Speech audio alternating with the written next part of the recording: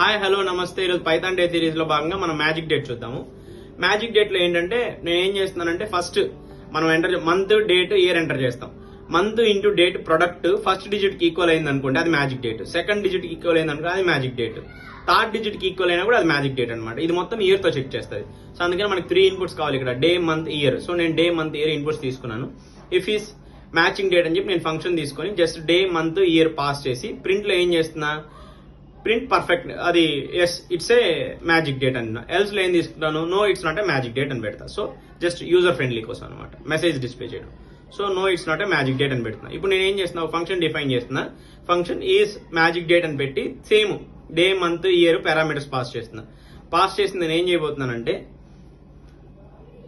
Just మనం ఏమనుకున్నాము, product day month యొక్క ప్రొడక్ట్ ని మనం చెక్ చేయాలనుకున్నాం. So day product month prod అని తీసుకున్నాను. ఇయర్ స్ట్రింగ్, నేను ఇయర్ ని స్ట్రింగ్ గా ప్రాడ్ ని స్ట్రింగ్ గా మార్చుకున్నాను, ఎందుకంటే కంపారిజన్ కి ఈజీగా ఉండడానికి. సో నేను ఏం చేస్తున్నా, ఇప్పుడు మ్యాచింగ్ చెక్ చేస్తున్నా. 1 2 3 ఈ డిజిట్స్ తో మ్యాచ్ అవుతుందా లేదా. So year STR ends with proud STR.